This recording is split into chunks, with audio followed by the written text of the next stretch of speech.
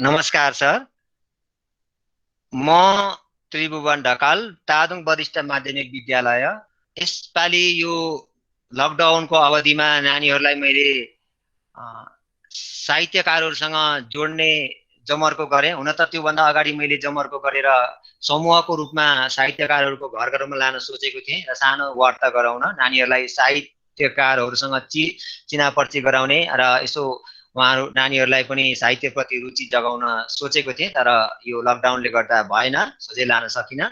त्यसर्थ वार्ता, यो जुन वार्ता भर्चुअल वार्ताको रूपमा नानीहरूसँग साहित्यकारहरूलाई भेट गराउने इच्छा गरेर चाहेर नानीहरूको पनि इच्छालाई मैले सिरोपर गरेर कोसिस गरेँ र क्रमैले अस्तिदेखि यो सिलसिला यो धारावाहिक रूपमा हुँदै हुँदै आएको छ र आज प्रवीण राई जुमेली वरिष्ठ साहित्यकार हामी समक्ष हुनुहुन्छ। उहाँलाई सम्पूर्ण स्कुल विद्यालयको तर्फबाट, प्राचार्य महोदयको तर्फबाट र सम्पूर्ण यी प्यारा प्यारा नानीहरूको तर्फबाट यस भर्चुअल भेटवार्तामा स्वागत जनाउन चाहन्छौँ। यहाँदेखि उताको कार्यक्रम नानीहरू आफै सञ्चालन गरेर लानुहुन्छ। नानीहरूले प्रश्न गर्नुहुन्छ र यो प्रश्नको छोटो मिठो उत्तर सरले दिँदै जानुहुन्छ र अन्तमा उहाँले आफ्नो प्रश्नको उत्तर दिने सिलसिलामा आफ्नो इच्छा, आफ्नो विचार पनि व्यक्त गर्न सक्नुहुनेछ। अब यहाँदेखि उताको कार्यक्रम गर्नुभन्दा अगाडि सानो एउटा प्रस्तुतिकरण म देखाउन चाहन्छु, जुन प्रस्तुतिकरणमा प्रवीण राई जुमेलीको छोटो परिचय र उहाँको कृतित्वहरू अथवा कृतिहरूको कुरा यहाँ गरिन्छ। उहाँको प्रवीण राई उहाँको नाम होस् र प्रवीण उहाँलाई जुमेली जुमेली भनेर जानिन्छ। सायद कुनै नानीले प्रश्न पनि गर्नुहुन्छ होला, यो म थाँच्ने राखिराख्छु उहाँलाई जुमेली किन भनिन्छ भनेर। र पश्चिम सिक्किमको जुम बस्तीमा जन्म लिएका प्रवीण राई जुमेलीले नेपाली साहित्य जगतमा कविको रूपमा, कथाकारको रूपमा अथवा लेखकको रूपमा ठुलो योगदान दिनुभएको छ।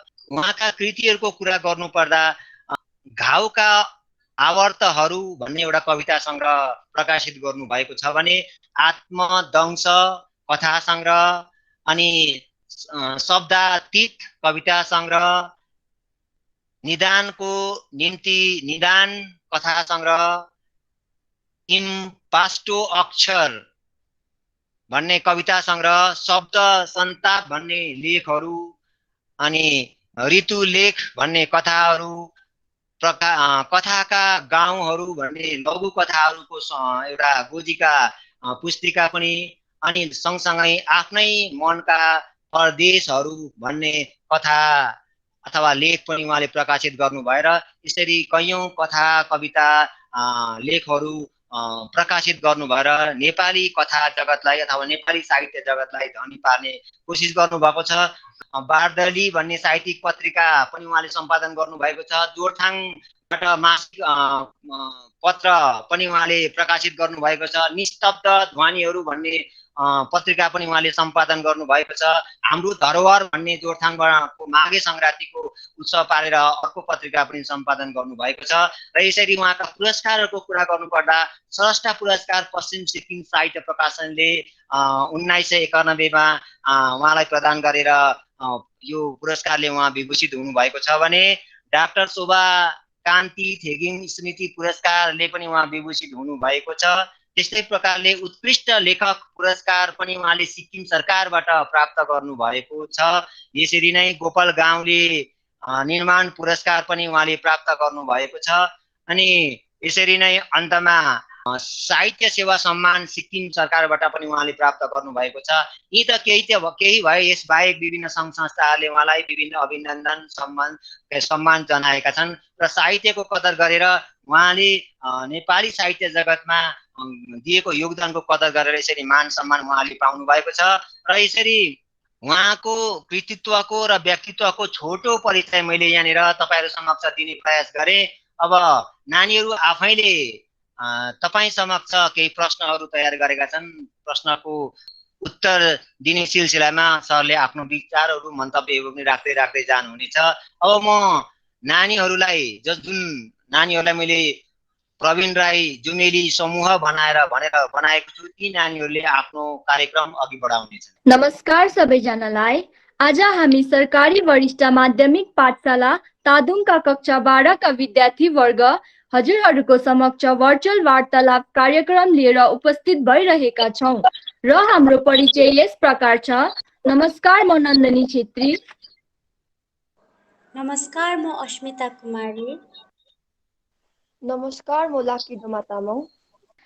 आज यस भर्चुअल वार्तालापमा हामी श्री प्रवीण राई झुमेली सरसँग बातचित गर्न गइरहेका छौँ। म उहाँलाई सम्पूर्ण विद्यालय परिवारको तर्फबाट नै आन्तरिक हृदयबाट स्वागत गर्न चाहन्छु। हजुरसँग वार्ताको माध्यमद्वारा केही जान्न वा सिक्न खोजिरहेका छौँ। भुल भए नादान छोराछोरी सम्झी क्षमा गरिदिनुहुन्छ भन्ने आशा पनि राख्दछौँ। 1 जुन 1967 पश्चिम सिक्किमको जुम बस्तीमा जन्मिएका प्रवीण राई जुमेली समकालीन नेपाली साहित्यका एक विशिष्ट काव्य हस्ताक्षर हुन् र आजको वार्ता कार्यक्रमलाई अघि बढाउँदै म श्री प्रवीण राई सरलाई हजुरको समक्ष आफ्नो प्रश्नहरू राख्ने अनुमति चाहन्छु। हजुरको छोटो परिचय जान्न सकिन्छ? नमस्कार सबैजनालाई। मेरो नाम प्रवीण राई हो।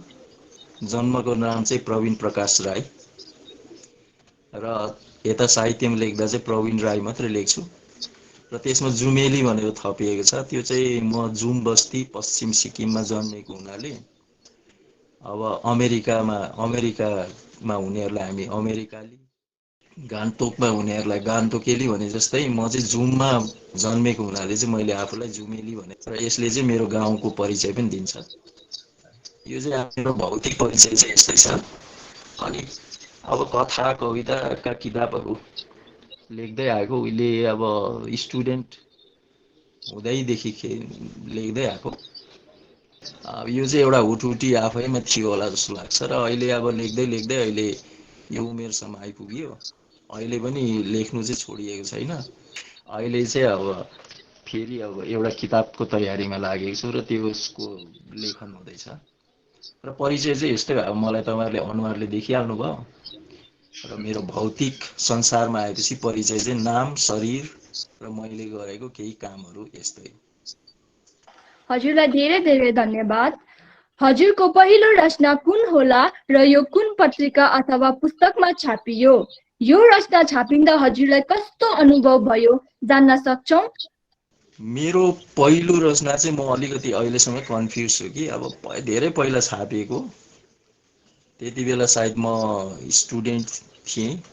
त मलाई लाग्छ यो चाहिँ नाम्ची स्कुल पढ्दै गर्दा स्कुलले एउटा स्कुलको म्यागजिन निकालेको थियो। त्यसमा एउटा कथा छापिएको थियो, रित्ता चिहानहरू भनेर। यो चाहिँ 1981-82 तिरको कुरा हो र मलाई लाग्छ त्यो कथा नै मेरो पहिलो रचना हो भन्ने चाहिँ। हजुरलाई उक्त रचना छापिँदा कस्तो अनुभव त छापिँदा अब पहिलो रचना छापिँदा चाहिँ खुसी लाग्दो रहेछ। त्यति बेला हाम्रो त्यो नाम्ची स्कुलमा चाहिँ वालपेपर पनि निकाल्थ्यो, वाल म्यागजिन। त्यो वाल म्यागजिनमा पनि हामी लेखिरहन्थ्यौँ।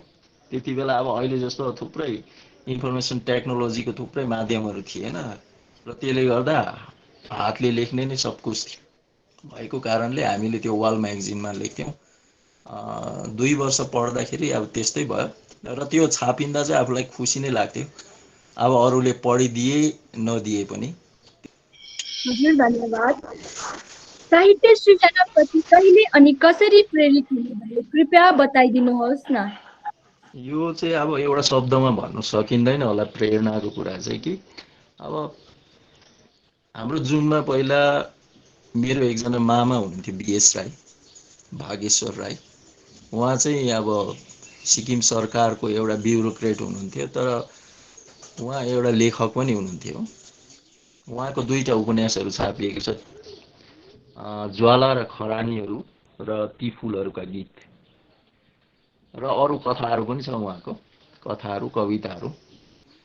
र त्यसै गरी अर्को दाजु हुनुहुन्थ्यो एकजना देवकुमार राई भन्ने, उहाँको पनि एउटा कथा सङ्ग्रह छापिएको छ, निस्तब्ध ध्वनिहरू भन्ने। उहाँहरू अब नाटक गर्ने, गाउँमा है लेख्ने, नक्सा बनाउने, किसिम किसिम। त्यति बेलाको अलिकति जमाना अहिले जस्तो थिएन, अलिक सिधा सादाको जमाना थियो। मान्छे पनि अलिक इमान्दार र त्यसले गर्दा उहाँहरूबाट अलिक प्रेरित त भइयो नै।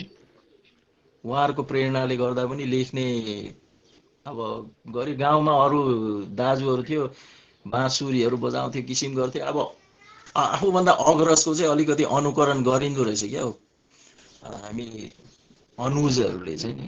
त्यसले गर्दा हामीले त्यसरी त्यो बाँसुरी बजाउने, किसिम किसिम नक्सा बनाउने है, चित्रकलामा पनि धेरै आफूलाई ऊ लाग्ने। र त्यति बेलाको फेरि अलिकति के थियो भने अब सामग्रीहरू चाहिँ हतपत नपाइने अभाव त्यस्तै है, घरमा अलिकति त्यति बेलाको अवस्था दुःखै थियो। त्यसले गर्दा अब र पनि त्यसरी नै अब लेख्दै आएको। प्रेरणा चाहिँ अब विभिन्न किसिमबाट त्यो भयो। अब अर्को चाहिँ हामी गाउँमा जुन चाहिँ आफ्नो गाउँको अवस्था देख्यौँ है, अथवा त आफ्नो राज्य अथवा देशको जुन चाहिँ अवस्थाहरू हामीलाई न्युज पेपर मार्फत अथवा त कतैबाट भएपछि त्यसप्रति एउटा दुःख बोध हुन्थ्यो क्या। अन्त त्यसलाई चाहिँ अब पोखाउने एउटा माध्यम चाहिँ लेखन मात्रै, र त्यसरी चाहिँ लेख्न थालियो। र यो प्रेरणालाई चाहिँ म एउटै शब्दमा भन्न सक्दिनँ। र यो प्रेरणा त लामो समयसम्म रहिरहन्छ जस्तो पनि लाग्दैन, किनकि यो चाहिँ क्षणिक हुन्छ। घरिघरि अब आज भोलि बिहान उठ्दाखेरि अर्कै जोस आइरहेको हुन्छ नि सबैलाई है, त्यस्तै प्रकारले। र कोही बेला चाहिँ अब लेख्नै मन नलाग्ने, कोही बेला चाहिँ अचानक अब जोस चलेर आउने है, मौसमी अब ऋतुहरू जस्तो नि है, त्यस्तो हुन्छ मलाई चाहिँ। अरूलाई अब कस्तो हुन्छ, मलाई चाहिँ त्यसरी नै म चाहिँ प्रेरित हुँदै आउँछु क्या। आजको नेपाली बाल साहित्य विषय केही मन्तव्य राख्ने अनुरोध गर्दछु। कतै यसैको कमीले हाम्रो नेपाली भाषाप्रतिको रुचि हराएको होइन? के भन्नुहुन्छ हजुरले? नेपाली साहित्यको कुरा गर्दा बाल साहित्यको चाहिँ अब धेरै कमी नै छ है। नेपाली साहित्यमा जुन साहित्य लेखिरहेको छ त्यो एउटा योजनाबद्ध तरिकामा छैन है। बाल साहित्य मात्र होइन, अनुवाद साहित्य भयो, अरू थुप्रैवटा त्यसकै विधाहरू जनरहरू चाहिँ पछाडि छोडिँदै आएको छ। र त्यसैले पनि अब हाम्रो जुन चाहिँ नानीहरूले सिक्नुपर्ने साहित्य छ त्यो चाहिँ अब उपलब्ध नभएकोले गर्दा नानीहरूलाई जुन चाहिँ कुरो अब उनीहरूले सिक्न चाहन्छ त्यो चाहिँ अरू माध्यमबाट उनीहरूले सिकिरहेको हुन्छ। जस्तो अब कार्टुनहरूलाई पनि हाम्रो नेपाली कार्टुनहरू छैन। अब उदो छोटा भीम हेर्नु पर्यो है कि अब के त्यस्तै हेर्नु पर्यो। त्यसले गर्दा अब हाम्रो जुन चाहिँ सांस्कृतिक मूल्य चाहिँ नेपालीहरूको सांस्कृतिक मूल्य चाहिँ त्यहाँ चाहिँ विघटित हुँदै आउँछ। र साहित्यमा पनि त्यस्तै छ। अब बाल साहित्यलाई एकदमै सिरियसली लिएर गम्भीरतासित लिएर लेख्ने चाहिँ नेपाली साहित्यमा चाहिँ नेपालमा छ, तर हाम्रो भारतीय नेपालीको सन्दर्भमा चाहिँ धेरै कमी छ। र यसले गर्दा अब लेख्ने पनि अब यस्तो छ नि, यसमा प्रश्न के आउँछ भने चाहिँ अब कुन लेभलको नानीलाई चाहिँ कस्तो साहित्य चाहिन्छ र उनीहरूलाई कुन भाषा र कस्तो अब घटनाहरू चाहिँ उनीहरूलाई योग्य हुन्छ, उपयुक्त हुन्छ, त्यो पनि अब जान्नु जरुरी छ। किनभने ठुला मान्छेले लेखेको भाषा त उसकै अनुसार उसले त्यसलाई प्रयोग गरेको हुन्छ, जबकि त्यही कुरा चाहिँ त्यो स्तरको 8-9 वर्षको नानी अथवा त 10, 11, 15, 16 वर्षको नानीलाई लेखायो भने उनीहरूको त्यही कुरा चाहिँ अर्कै प्रकारले उनीहरूलाई त्यसलाई प्रेषित गर्छ, लेख्छ, अभिव्यक्ति दिन्छ। र यसले गर्दा चाहिँ अब यसमा चाहिँ यति साह्रो छ कि ठुलो मान्छेले जब बाल साहित्य लेख्ने हो भने चाहिँ त्यसमा चाहिँ अब थुप्रो कुरोको अब मन्थन गर्नु जरुरी हुन्छ। किनभने अब जुन प्रकारले अहिले साहित्य लेखिरहेछ त्यही प्रकारले त अब बाल साहित्यको भाषा, त्यसको बुनोट है, त्यसको घटनाहरू, त्यसलाई चाहिने अब के त्यो भित्र चाहिन्छ त्यो कुराहरू चाहिँ लगाउन सकिँदैन। अब जस्तो तपाईहरुलाई एउटा कुरा भन्छु, बार्बी डलको कुरा। अब बार्बी डलको जुन चाहिँ बनावट छ नि त्यो चाहिँ नानीले भनिन्छ नि है, नानीहरूले त्यसको डिजाइन गरेको भए चाहिँ त्यो अर्कै हुन्थ्यो। त्यो चाहिँ ठुलो मान्छेले डिजाइन गरेको हुनाले चाहिँ त्यो बार्बी डलको जुन चाहिँ ऊ छ, रूप छ, त्यो चाहिँ आकार छ, त्यो चाहिँ अर्कै भएको हुन्छ नि। त्यसले गर्दा चाहिँ यो जुन चाहिँ नानीहरूलाई के चाहिन्छ भन्ने कुरो यो अब एकदम साइकोलोजिकल कुराहरू छ नि, अब यसमाथि पनि बाल साहित्य लेखिनुभन्दा अगाडि चाहिँ धेरै मन्थन हुनु जरुरी छ। लेख्नु त अब एक दुईवटा किताबहरू हामी लेख्छौँ, तर ती किताबहरू पनि नानीहरूले पढ्नु गाह्रो भइरहेको हुन्छ अरूको तुलनामा। र त्यसले गर्दा चाहिँ अब यसमाथि चाहिँ अब चिन्तन मनन र थुप्रो कुरो चाहिँ अगाडिबाटै गर्नु जरुरी देखिन्छ। र भारतमा चाहिँ अब बाल साहित्य चाहिँ एकदमै कमै छ र अरू त्यसले गर्दा नै अब अर्को कुरो चाहिँ अब पठन जुन चाहिँ ऊ नि संस्कृति रिडिङ कल्चर त्यो नै कम्ती भएकोले गर्दा चाहिँ हाम्रोमा चाहिँ अब पढ्नु भन्दा चाहिँ अरू कुरामा चाहिँ ज्यादा आकृष्ट भइरहेको है, त्यतातिर गइरहेको हामी देख्छौँ। र यसले गर्दा चाहिँ अब पढ्नु चाहिँ एउटा अब विद्यार्थीहरूको लागि हाम्रो सांस्कृतिक मूल्यको लागि अथवा त संसार अब मानवीय मूल्यहरूको लागि चाहिँ पढ्नु चाहिँ अनिवार्य हुन्छ। र यो पढ्नुको लागि चाहिँ अब सामग्रीहरू हुनु जरुरी छ। र यसमाथि चाहिँ अब मैले मात्रै भनेर हुँदैन, अब धेरैजना हाम्रो डाक्टर कविता दिदीहरू हुनुहुन्छ है, उहाँले बाल साहित्य लेख्नु हुँदैछ। हाम्रो मिना सुब्बा हुनुहुन्छ, डाक्टर शान्ति छेत्री हुनुहुन्छ, उहाँहरूले बाल साहित्यमाथि केही काम गरिराख्नु भएको छ। र अस्ति हामी पनि एउटा सेमिनार त हामीले एटेन्ड गऱ्यौँ नेसनल बुक ट्रस्टको, त्यसमा एक दुईवटा कथा त हामीले पनि लेख्ने कोसिस गऱ्यौँ। तर अब अहिले जुन चाहिँ पाठ्यक्रम छ त्यसमाथि जुन कुराहरू हालिन्छ त्यसले नै त बनिने हो नि सबै नानीहरूको उनीहरूको पर्सनालिटी व्यक्तित्व। त्यसले गर्दा त्यो पाठ्यक्रममा कुन कुराहरू हुनुपर्छ हुनु हुँदैन भन्ने कुरा त एउटा ठुलो चिन्तनको विषय हो। यसले गर्दा चाहिँ अब म यसमाथि चाहिँ यति नै भनिरहेको छु अहिले चाहिँ। सबै भन्छन् अहिले हामी विद्यार्थीवर्गमा कथा कविता आदि पढ्ने गर्दैनौँ। के को कारणले यस्तो कमजोरी देखा पर्यो अनि यसलाई सुधार्न के गर्न सकिन्छ होला? कविता कथा नपढ्ने जुन चाहिँ त्यो चाहिँ थुप्रैवटा कारण हुनसक्छ। एक त नानीहरू अहिलेको जुन चाहिँ नयाँ पिढी छ आउँदै गरेको, उनीहरू समाजप्रति त्यति सचेत देखिँदैन, उनीहरू आफ्नै धुनमा देखिन्छ। र समाजमा के घटना भइरहेको छ त्यो प्रति सचेतता नहुँदा चाहिँ लेखकहरू त त्यताप्रति बेसी सचेत हुने हो नि त। राजनीतिले के गरिरहेछ अहिले है, समाजमा कुन कुराहरू कुन कस्ता रूढीहरू छन्, कसरी मान्छेहरू हेपिएका छन्, दलिएका दबिएका छन्, त्यो कुराहरूप्रति लेखकहरू त बेसी आकृष्ट हुने हो। त्यसले गर्दा त्यो कुराहरू अगाडि आउने हो। र नानीहरूको चाहिँ अब एउटा निश्चेष्ट भाव भएकोले गर्दा ती कुराहरूप्रति है, किनभने उनीहरूको त रङ्गीन संसार छ नि त। त्यो रङ्गीन संसार भएकोले गर्दा हामीले जुन दुःख देख्यौँ अहिलेको नानीहरूले त देखेकै छैन नि। र त्यो देख्नु मात्रै होइन, भोग्नु पनि जरुरी हुन्छ नि। र त्यस कारणले गर्दा हामी पश्चिमीहरूलाई वेस्टर्न जुन चाहिँ मान्छेहरू छ युरोप र अमेरिकाको, उनीहरू चाहिँ त्यो दुःख पाउनु चाहिँ घुमिरहेको देख्छौँ नि एउटा झोला बोकेर है, नत्र उनीहरूलाई त उता त सुखै हुन्छ नि। र त्यसले त्यो बिचमा एउटा ग्याप छ। त्यसले गर्दा चाहिँ त्यो जुन चाहिँ पाठ तयार हुन्छ, साहित्यको जुन चाहिँ टेक्स्ट तयार हुन्छ, त्यो र आफूले जिएको जिन्दगीको बिचमा जब ग्याप बनिन्छ तब इन्ट्रेस्ट चासो भन्ने कुरा चाहिँ हराइहाल्छ नि त्यसमा। र उनीहरूलाई चाहिँ त्यस्तो अब नानीहरू चाहिँ कुन प्रति बेसी चासो छ उनीहरूलाई है, त्यो चासो प्रति लेख्न थाल्यो भने साहित्यको जुन चाहिँ उत्तरदायित्व हुन्छ साहित्यकारको, आफ्नो के भन्छ कमिटमेन्ट हुन्छ है, हौ त्यो कमिटमेन्टबाट चाहिँ उटाडो भइहाल्नुपर्छ। यसले गर्दा चाहिँ यो ग्याप चाहिँ बेसी देखिँदैछ साहित्य पाठक रिडर र ऊ बिच चाहिँ। अब भनिन्छ नि लेखकले जति लेख्छ त्योभन्दा बेसी त रिडरले लेख्नु सक्छ भन्छ नि त।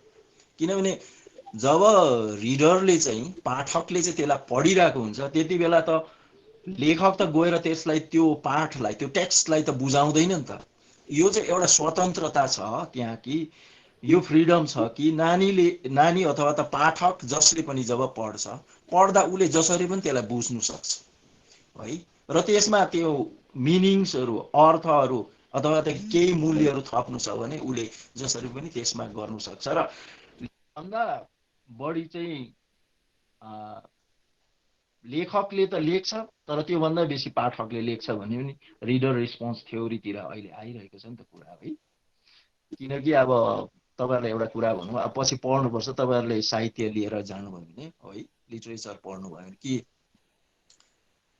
पहिला अब युरोपमा 20औं शताब्दी सुरु भएपछि चाहिँ लेखकलाई अलिकति महत्त्व नदिने कुराहरू उठ्यो नि। अब आयो रिचर्ड्सको कुरा टेक्स्टमाथि है, पाठमाथि।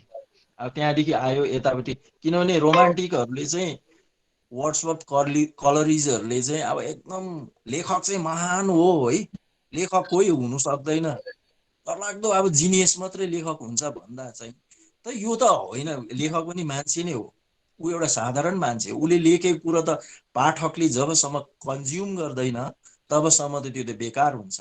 र त्यसले गर्दा लेखक भन्दा इम्पोर्टेन्ट त पाठक हो भन्ने कुरा आयो नि। यसमा रोला बार्थ भन्ने एकजना फ्रेन्च लेखक चिन्तक छ, उसको एउटा लेख छ डेथ अफ द अथर भन्ने है। यसमा चाहिँ कृतिकारको मृत्यु। अब अथर भन्छौँ जुन चाहिँ हाम्रो त्यो नेपालीमा अथवा हिन्दीमा छैन, हामी चाहिँ लेखक भन्छौँ। अथर भनेको चाहिँ अथोरिटी भन्ने शब्दबाट आयो। उसले चाहिँ अधिकारी जस्तो, शासक जस्तो उसले काम गर्छ, अर्कालाई अराउने है। म चाहिँ I am the author, authority of this some text अथवा त के है भन्दा त अब उसको एउटा अरूमाथि चाहिँ अथोरिटी देखियो नि त, उसले चाहिँ अरूलाई शासन गरिरहन्छ कि जस्तो। त्यसले गर्दा पाठकलाई जुन चाहिँ स्वतन्त्रता दिने कुराहरू चाहिँ यो पछि आयो। र यसले गर्दा पाठकले यसलाई खुल्ला रूपमा पाठ गर्नु सक्छ। र यति हो। अब चेतनाको जुन चाहिँ कुरा छ समाजमा, त्यो चेतना चाहिँ सबैमा आउनु जरुरी छ। झन् नयाँ पिँढीमा त आउनु पर्यो, किनभने उनीहरू चाहिँ भविष्य हो नि त। र उनीहरूले चाहिँ हाम्रो समाज कस्तो हुन्छ, हाम्रो देश कस्तो हुन्छ, उनीहरू अनुसार निर्धारित हुँदै जान्छ नि।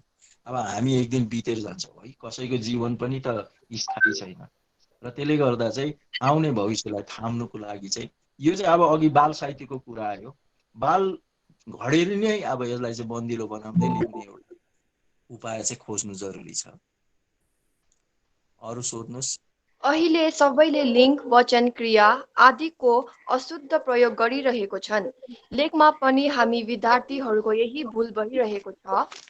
जस्तै बाबु आयो, आमा पनि आयो, दिदी आयो, मामाहरू पनि आयो। कहाँ अनि के को कमी भएर यसरी भाषा अशुद्धिकरणतिर जाँदैछ होला?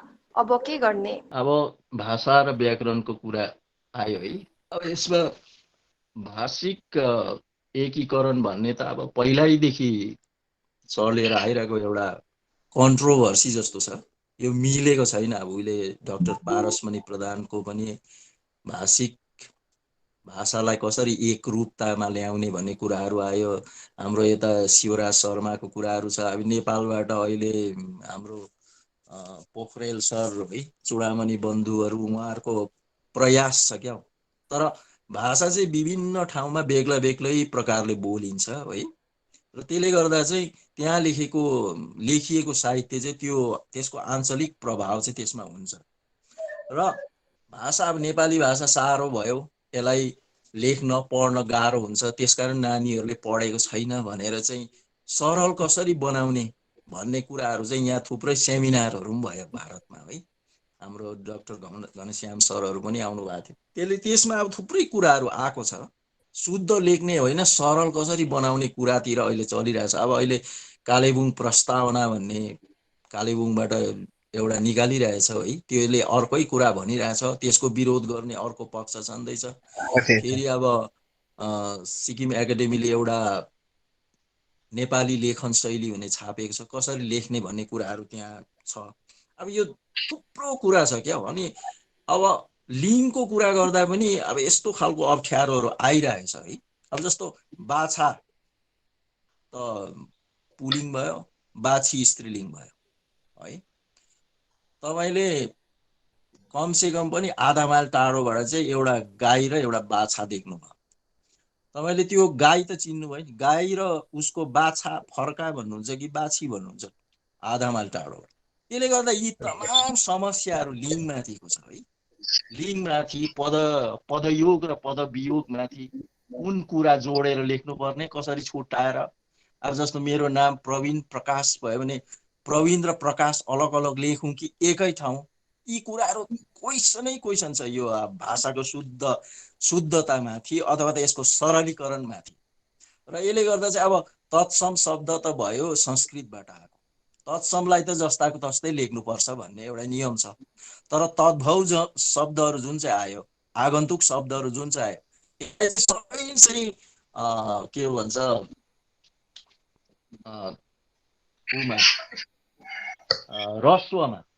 रस्वमा लेख्नुपर्छ भन्ने कुराहरू पनि आयो छटाइकरमा। सबै जति पनि आगन्तुक शब्दहरू चाहिँ अब जस्तो हामी कुनै एउटा एब्रिभिएसनलाई लेख्दाखेरि हेर्नुहोस् न, अब त्यही बिचमा एउटा एब्रिभिएसन लेख्दा घरि ती नै रस्व घरि ती दीर्घ बनाइन्छ। यो त एउटा बहुत ठुलो क्वेसन छ नि त। तर त्यसले गर्दा त कन्फ्युजन थुप्रो बढिरहेछ नि त। यसले गर्दा अब शुद्धताको कुरा आयो। अब साधारण शुद्ध लेख्नु त सजिलै छ, तर अब जुन कुराहरू समस्यामा आउँछ, अब जस्तो हामी त नेपाली भयौँ, एउटै शब्दको अनेकौं प्रयोग आउँछ क्या। डाक्टर खगेन शर्माले एकपल्ट अब नेहुमा पढाउनुहुन्छ है, उसले चाहिँ नेपालीहरूलाई नपढाएर त्यहाँको अनेपालीहरूलाई पढाउनु पर्दो रहेछ नि त। तर उसको समस्या आएर हामीलाई भने क्या, अब यो कसरी बुझाउनु नानीहरूलाई है। लाग्नु भन्दा त हामी बुझिहाल्छौँ है, एउटा लाग्नु है, महिला लाग्नु, अब के लाग्नु। तर उनीहरूले चाहिँ त्यसको क्वेसन उल्टा गर्छ नि क्या। अब त्यो केटीसँग लाग्यो, त्यहाँ पनि लाग्नु आयो। यो महिलाको छिटा मेरो प्यान्टमा लाग्यो, त्यहाँ पनि लाग्नु आयो। म त यतातिर लागेँ है भने उतातिर गयो। अब त्यो लाग्नु भन्ने शब्द हामीलाई त सुनिरहेकोले गर्दा एउटा साधारण लाग्छ। त्यो जो चाहिँ नेपाली भाषा बोल्दैन उसलाई चाहिँ त्यो चाहिँ अप्ठ्यारो आइहाल्दो रहेछ त्यसमा थुप्रो कुराहरू। र यसले गर्दा अब समस्या त भाषामाथि अनेकौं आइ नै रहन्छ।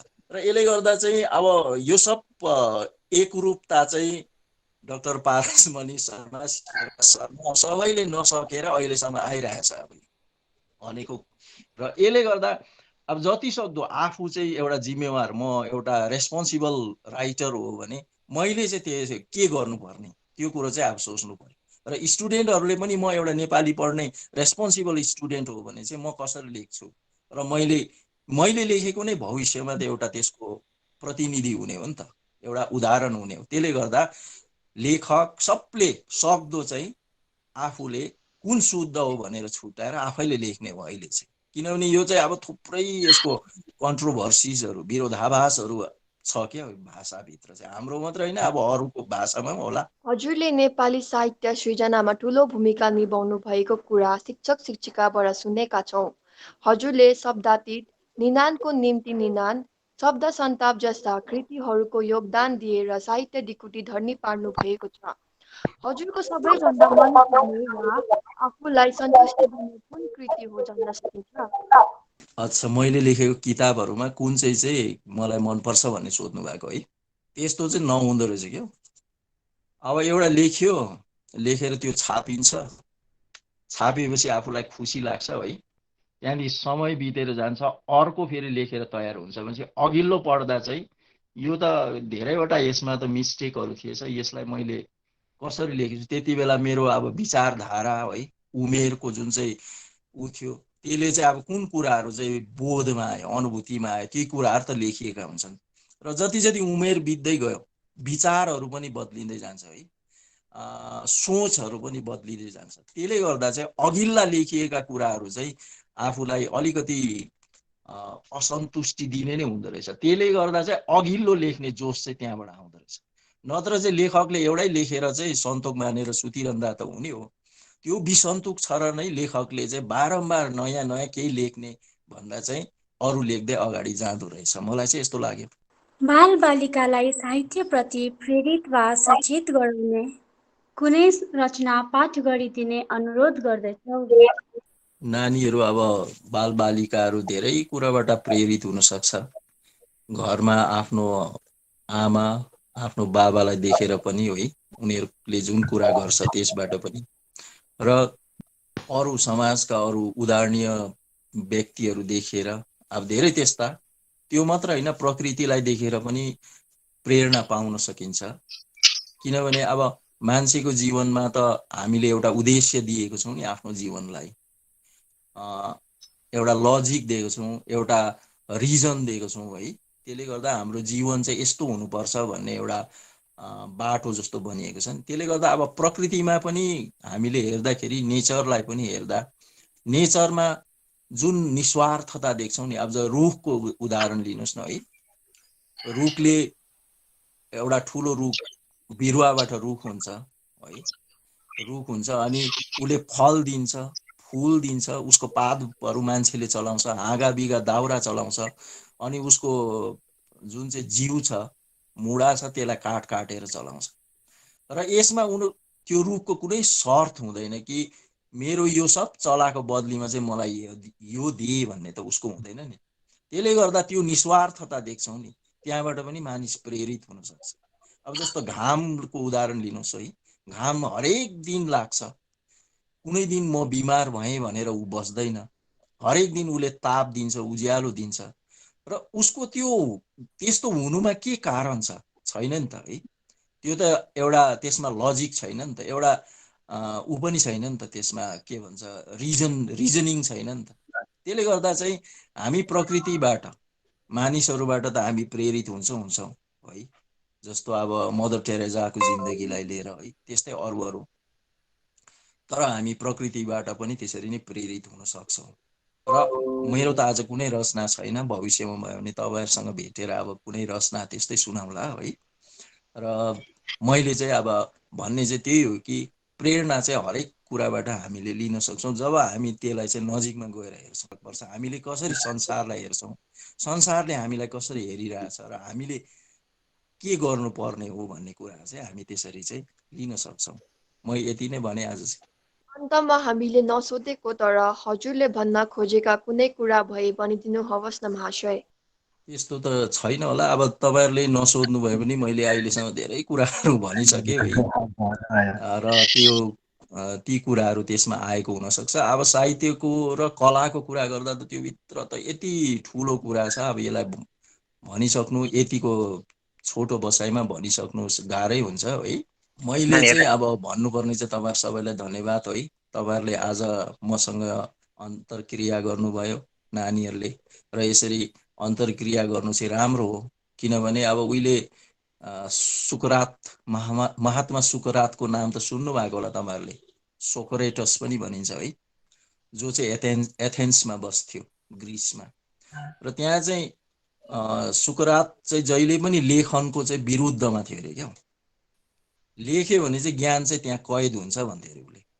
र उसले चाहिँ बोल्नुमा, अन्तर्क्रिया गर्नुमा चाहिँ उसले विश्वास राख्थ्यो। र त्यहाँ चाहिँ एउटा बजार मार्केट थिएछ जसलाई चाहिँ अगोरा भनिन्छ। र त्यो मार्केट प्लेसको अगोरामा चाहिँ किसिम किसिमको मान्छेहरू भेटेर चाहिँ बातचित गर्थे अरे है। बातचित गर्दा चाहिँ अब अर्को गाउँबाट अर्को ठाउँबाट आएको मान्छेहरू बातचित गर्दा चाहिँ उनीहरूको ज्ञान चाहिँ त्यहाँ साटासाट हुन्थ्यो। र त्यसरी नै यो अन्तर्क्रियाले चाहिँ यो काम चाहिँ गर्छ।